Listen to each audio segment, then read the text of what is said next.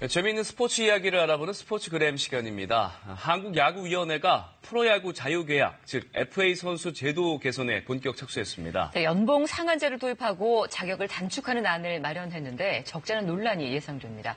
자세한 내용 한성윤 기자와 함께 알아보겠습니다.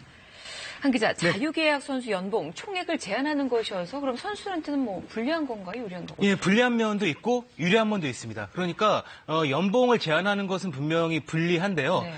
FA 등급제를 도입한 것은 조금 유리한 부분이거든요.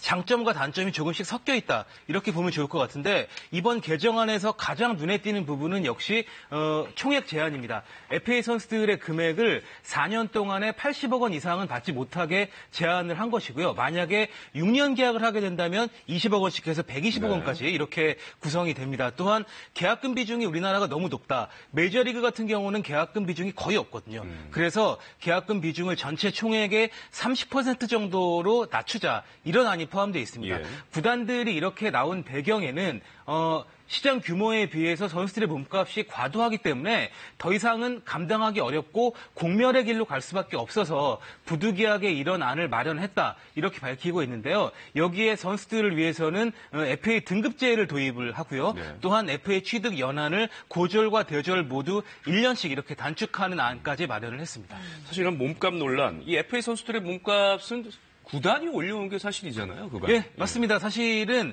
구단이 피해자인 것처럼 이야기를 합니다만 이렇게 되기까지의 가장 큰 문제는 구단 쪽에 있습니다. 예. 구단이 편법 계약들을 굉장히 부추겼기 때문에 이 FA 거품이 일어났다. 이렇게 보면 좋을 것 같은데요. 지금까지 구단 같은 경우에는 옵션 계약을 통해서 더 많은 돈을 챙겨줬고요. 또한 세금을 대납하는 경우도 있습니다. 또 FA 선수들과 계약을 하기 위해서 사전 접촉을 해서는 안 되는데 12시 1분만 되면 계약 발표를 하거든요. 사실은 이건 눈 가리고 아웅하는 그런 격이고 구단 같은 경우에 지금의 재정 적자가 심각하다는 거에는 동의를 합니다만 이렇게 되기까지에는 원인 제공자는 분명히 구단이라는 점을 알아야 될 것 같습니다. 네, 그동안 사실 FA 선수들 몸값이 많이 높아졌는데 80억 원 받는 선수들이 그래도 상당히 있잖아요. 12명의 선수들이 80억 원 이상을 받았는데요. 네. 그 80억 원 이상 선수들은 모두 최근 4년 동안에 집중이 됐기 때문에 최근에 들어서 몸값 거품이 심해졌다라는 것을 실감을 할 수가 있습니다. 네. 사실은 80억 원이 그동안에는 꿈의 영역이었는데요. 윤성환 선수가 처음으로 80억 원의 벽을 돌파를 했습니다. 그 이후에 최정 선수, 장원진 선수가 80억 원대에 계약을 했고 윤성민 선수와 박성민 선수는 90억 원대. 그러다가 최용우 선수가 사상 처음으로 100억 원의 벽을 돌파를 했습니다. 네. 또한 이대호 선수는 해외에서 국내로 복귀를 하면서 150억 원을 받았는데요. 이러다 보니까 미국이나 일본에 가는 것보다 우리나라에 남는 것이 오히려 더 금전적으로 이득이 되는 웃지 못할 일까지 벌어지고 있습니다. 네, 그런데 인위적으로 금액 상한선을 제한하는 거는 시장 논리에 맞지 않다. 이런 주장들도 있어요. 그 주장 자체는 맞습니다만 스포츠의 경우에는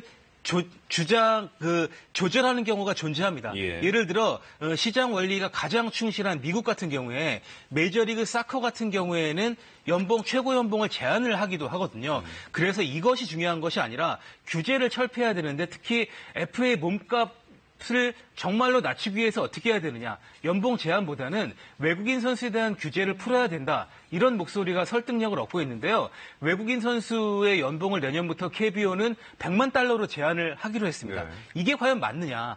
시대상에 맞느냐. 그러니까 추신수 선수 같은 경우가 7년에 1억 3천 을 넘는 달러를 받았고요. 네. 그리고 유현진 선수가 내년도 대박 계약을 눈앞에 두고 있는데 외국인 선수가 출전도 우리나라는 3명 보유에 2명 출전으로 묶어놓고 2명만 하는 것이 맞느냐라는 논란이 이어지고 있습니다. 네, 그렇다면 미국이나 일본은 어떤가요? 외국의 선수들의 좀 다른 규정이 있나요? 외국인 선수도 FA 자격을 취득을 할 수가 있고요. 그 어떤 불이익도 없습니다. 미국 같은 경우에는 아예 외국인 선수라는 개념이 없고요. 일본 같은 경우에는 무제한으로 선수를 보유할 수 있습니다. 1분에 4명이 출전할 수 있고 예. 우리나라는 이러다 보니까 일본에 비해서 육성형 용병을 키울 수가 없습니다.